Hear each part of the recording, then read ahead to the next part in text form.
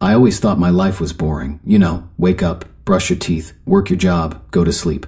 Nothing out of the ordinary. Nothing exciting. That was until the day I came home, flipped on the TV and saw myself staring back at me. Not in a mirror, not in a reflection. On the screen. I was watching me. I didn't remember any cameras. No one ever filmed me. But there I was, walking through my office, drinking my usual coffee, saying the same exact words I said just that morning.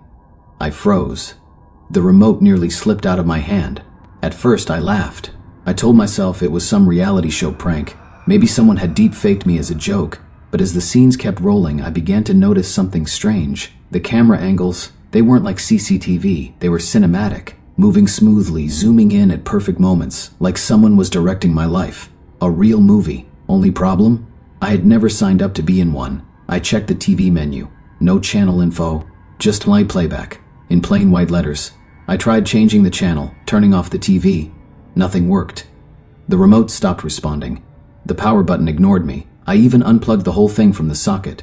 And yet, the screen stayed on, glowing softly, showing me scenes I knew all too well. That night, I couldn't sleep. Every creak in the house made my heart race. My phone didn't work. The screen stayed black. My laptop showed nothing but static. It was like the world around me had gone on pause, except me and that cursed TV.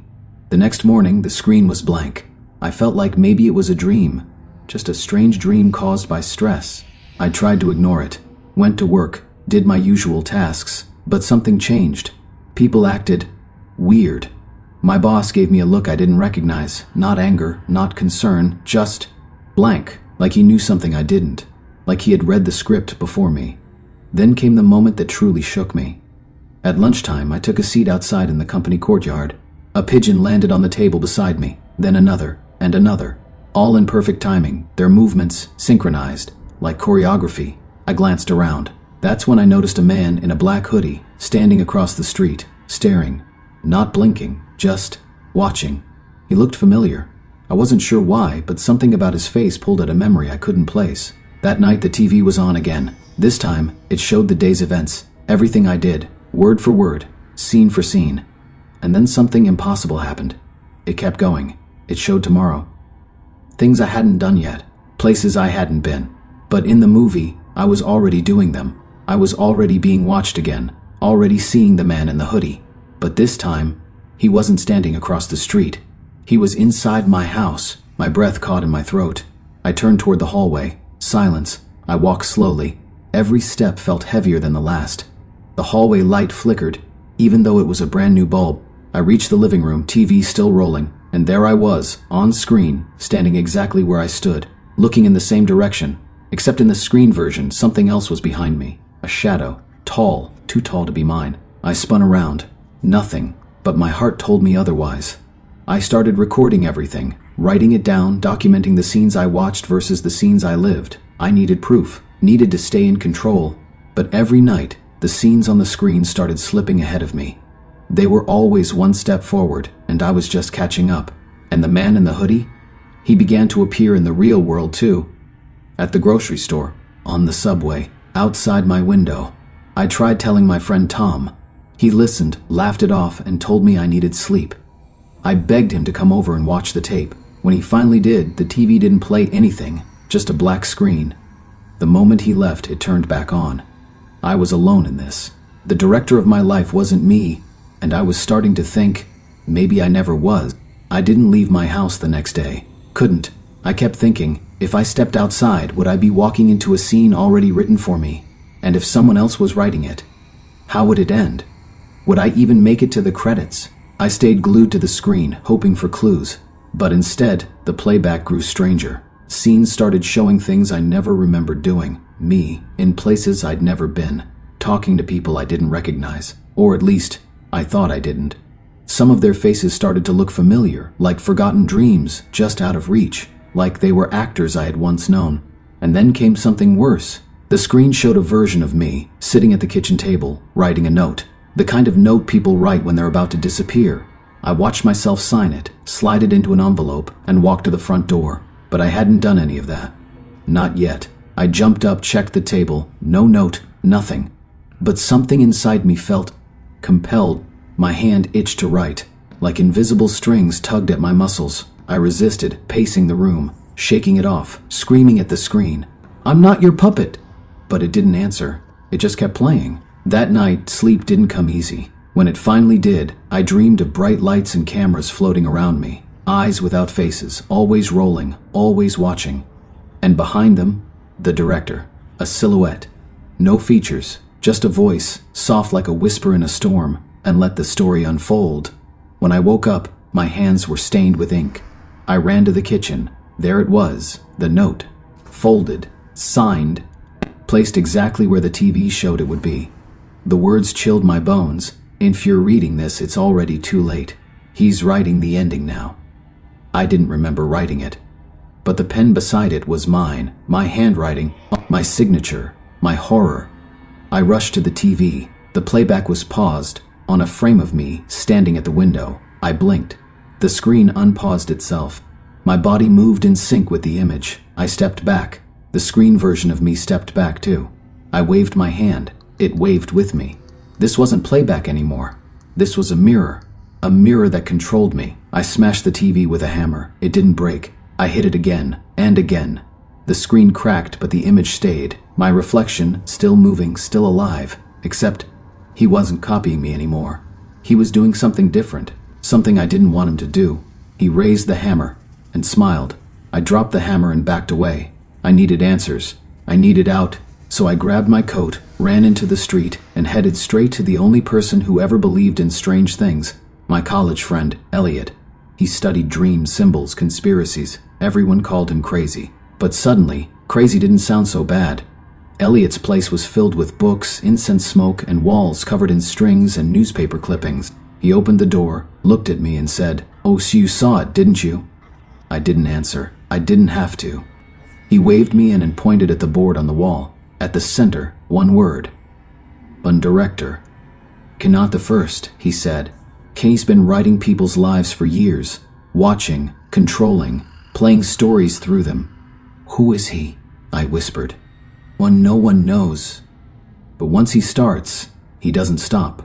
Elliott opened a drawer, pulled out an old VHS tape. Watch this. It's how it started for me. I played the tape. Static at first, then images, faces, stories, all different. But every person ended the same way, vanishing, or worse. One man was found muttering scripts in a padded room. One woman disappeared after writing her own obituary. The last clip showed a man staring directly into the lens saying, "Well, if you're watching this, he's already writing you." I felt sick. How do I stop him? I asked. Elliott shook his head. You can't. But you can confuse him. Confuse him how? Something unexpected. Go off script. Say something you'd never say. Act in a way that makes no sense. He doesn't like improvisation. It throws off the story. I left Elliott's apartment with a plan. For once, I was going to write my own line. I would not go home. I would not eat dinner. I would not sleep. I would stay awake, unpredictable, unwritten. But when I reached the street, I saw him again. The man in the black hoodie, standing, waiting, smiling. And then, he waved. That was when I realized this was never my story. I was his character all along. I didn't run. I don't know why. Maybe I was tired of running. Or maybe I just wanted answers. The man in the black hoodie stood motionless under a flickering street lamp, like a frame frozen mid-scene. His presence felt like déjà vu. Like I'd already seen this exact moment play out before. Maybe in some forgotten scene of the movie I never agreed to star in. I stepped closer. His face was still hidden, the shadows clinging to him like ink on paper. "What do you want from me?" I asked, my voice cracking. He didn't reply. Instead, he raised one hand and pointed behind me. I turned around. There was no one there. When I looked back, he was gone. No sound, no footsteps, just empty sidewalk and the humming street lamp buzzing overhead. But then I noticed something strange. My phone vibrated. A message popped up. It was a video file. No number, no name, just the file, final.mov. I hesitated for a second, then hit play. The video opened with a black screen. A few seconds later, I saw my face, not a past recording. This was live. I was on camera again, but it wasn't my phone's camera. It was as if I was being filmed by something unseen. The image moved with me, followed my expressions, zoomed in when I looked scared, pulled back when I tried to hide. It was too smooth, too perfect, like someone was filming with an invisible hand. Then came the narration. My voice, but I wasn't speaking. It said he thought he could change the story, thought he could break free, but the ending was written long before he ever opened his eyes. The air turned cold. My chest felt tight. My reflection in a nearby window didn't match my movements anymore. It blinked when I didn't. It smiled when I frowned. I stumbled home, trying not to look at any screens. I covered mirrors. I unplugged everything. No lights, no cameras, just darkness. But the shadows in my house weren't normal. They moved wrong. Sometimes they leaned forward like they were listening. Then came the typewriter, a sound I didn't own, but I could hear it. Clack, clack, clack, like someone typing the story in real time. I followed the sound down the hallway, to the guest room, to the closet I never used. The door creaked open slowly on its own. Inside was a desk, on it an old typewriter, and seated behind it, me, but older. Worn. His fingers moved furiously, typing every word I was thinking. He looked up, met my eyes, and said, you were never meant to see the director. My knees buckled. I backed away, slamming the closet door shut. I didn't know what was real anymore. Was I the writer, the actor, the viewer? Or had I been written from the very beginning? I didn't sleep for 3 days. Elliott stopped answering my calls. His phone just rang endlessly, until one day it went dead. I went back to his apartment, empty, like no one had lived there for years, like his whole character had been deleted from the script. Then I got the letter. No stamp, no address, just one line. Every story ends. Yours ends tonight. I burned it. But even as the flames licked the paper, the words didn't fade. They stayed etched in my mind like permanent ink. I sat in the middle of my living room waiting. If he wanted the ending, he'd have to write it while I watched. At midnight, the television turned on by itself. The screen lit up with static, then slowly cleared.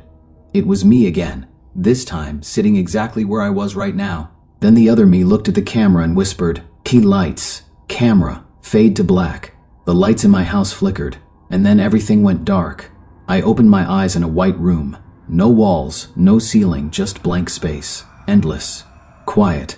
And across from me, a chair. And in the chair, him. The director, not a man, not even a shape. Just a presence, a feeling, like staring into the void and having it blink back. "I want to understand," I said. "Anar the understanding," he replied. "And you're not the character. You're not even the actor. You're the story itself." I felt my form begin to dissolve, words and letters falling off me like skin. My name, my memories, my thoughts, turning into ink, being typed line by line on some invisible page. And the last words I heard, before everything went black, were, "Then to end." When the neighbors found my apartment weeks later, everything was still there, lights off, food untouched. But I was gone. No note, no struggle, just a cracked TV screen with one message stuck on loop, and story completed.